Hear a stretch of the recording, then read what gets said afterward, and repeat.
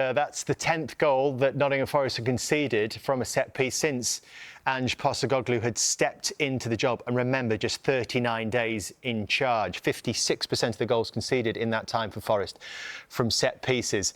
And these were the results over that period. Of course, he left without actually managing to preside over a win. One thing to notice when you look at the dates on the left-hand side, he never had a full week to work with his group, apart from through the international break. There was a really impressive performance, and certainly in the first half, away to Real Betis, that only ended in a draw. Then the writing seemed on the wall with those 4 consecutive defeats. But when he hasn't had a full week and he wants to make the changes that he wants to make, how hard is that to do? Yeah, I thought it was a tough job for him to take. I thought they overachieved last year, Nottingham Forest. Nuno did an incredible job, and I'm sure some of the viewers will be sick of hearing about data, but data would have suggested that they were going to balance off Nottingham Forest. They far outperformed what was expected of them. And you started to see it a little bit at the end of last season, where they started to drop off and they had some sticky results. And then when you go into a changing room that's lost the languor and you try and shift the style, like massively shift the style, and take a group that has already outperformed what it should have last season, you could end up with a real tough run. And Ange just suffered off a real tough run. And, as you rightly say, to only have 4 days, 3 days, 4 days between games, you need time on the grass, especially if you're going to change things from low block, not having the ball, to trying to be a pressing team that wants to have the ball, maybe fix some of the set-piece issues. The only way you fix those issues is by working on the grass, and you rightly say he didn't have very long with the group. Yeah, it's a major style shift he's looking to do. But as Gary says, were there signs last season that maybe all wasn't as well as it looked? Well, they certainly dropped off, and we shouldn't forget, I think when we're getting into that Aston Villa result at the top there, I think Nottingham Forest... They were third, yeah, sorry, they were third at that point, Jamie, and actually they had a 7-point cushion in terms of the Champions League places as well. So actually, though, even though Nuno's loved by the Forest supporters, actually from the owner's point of view, I think he'd probably be disappointed where they ended up finishing.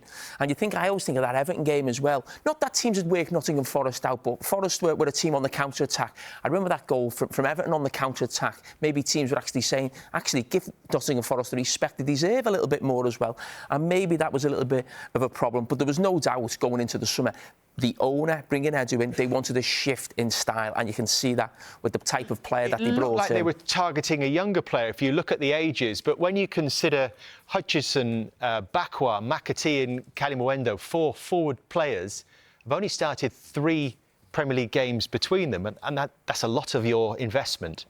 That's a problem, isn't it? Yeah, I think if you look at the clubs that have been really successful in recent years, they have a good coach, of course they do, because you're in charge of results, but the structure behind that and how lined up you are recruitment-wise. I mean, the fact, when Hutchinson arrives and he doesn't make the European squad, you instantly start thinking, like, is the head coach and the recruitment policy aligned here? Because you look at Bournemouth over recent years, they've been incredible. Top coach, excellent recruitment. Liverpool, top coach, excellent recruitment. Brighton, top coach, excellent recruitment. You can't just do it with a top coach, and you can't just do it with excellent recruitment. The two have to go hand in hand. The successful clubs go hand in hand. And it didn't feel like, or it doesn't feel like, they've quite married that up yet, and Nottingham Forest for me. It was confusing, wasn't it? Because this was, of course, when Nuno was in charge, and he was complaining about some of the signings, and a lot of them came late, which, again, he wasn't happy with. But still, there was a shift in style. Yeah, but I think you can see from the signings there that they've brought in the shift in style. And I go back to something you've just mentioned before, and this is where I think Nuno's not happy. If you're selling Alanga, who was the quickest attacking player in the Premier League, absolutely perfect for your style of play of counter-attacking football, and then you're bringing in Amari Hutchinson and McAtee, and I use those 2 players specifically because they're almost those type of players between the lines. They're not those players that are flyers, and I know, of course, I think that there's a player, Ndoye, there who's coming supposedly to replace him, but if you're hell-bent on sticking with Nuno's style, you don't sell Alanga. So that tells you that the club wants Nuno, but they wanted Nuno to change the style. And I think what happens a lot, and Gary will know this, when a team has success in the Premier League playing a pragmatic style, eventually people within the club want that team to not be the team that sit back and counter-attack. They want to be the team that takes the game to the opposition. West Ham do this every season. It happens a lot. So there was no doubt there was a push for Nuno to change. He did have an impact on the style, though, Ange Postecoglou, which may have been the reason that he was brought in the first place. And you see that in terms of ball possession, they were 7th in the Premier League, but they were top 3 for all those other significant categories.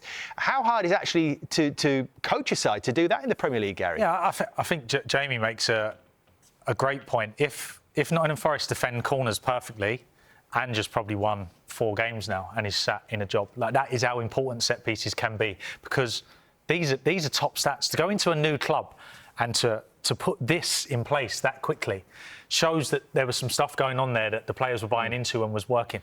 But if every time you give a corner away, it ends up in your goal and you're now 1-0 down and the fans are starting to turn, it's very difficult. Very, very difficult. Yeah. So, I mean, we'll touch on some other clubs later, but that's why Mikel Arteta is my favourite, because he doesn't leave any stone unturned. They'll be top at everything. And of course, they have different resources, but set pieces are so important. You have to be able to keep the ball out of your goal. Otherwise, all of this just becomes a sort of a nice bit that you can add on to it, and people will say, oh yeah, the style was nice, but we're still 2-0 down and we've still got no points from the first 5. So very, very important this season, set pieces. And I mean, they have been for the last few, but it seems to be even more so this season. So where do they go next, Nottingham Forest? Well, it is being reported by our colleagues on Sky Sports News. There's a verbal agreement in place with Sean Dyche to replace Ange Postecoglou. So we thought it'd be interesting to compare the style shift of Forest under Postecoglou with Sean Dyche in his last full season at Everton. And you see that it's gone back to where really Nottingham Forest were under Nuno Espirito Santo, who had 40.8%. And now it's 40.5 under Sean Dyche. So it's a huge contrast between Postecoglou and Dyche. But if we put Nuno in from last season to that Dyche season at Everton, there are striking similarities, aren't there? Listen, the Nottingham Forest supporters still want Nuno as the manager, but they've got the next best thing. When you look at the stats, that tells you everything you need to know. But this club has been built over the summer on buying players to play a different style of football. So it's going to be really interesting what happens with all those players, how they feel about things as well.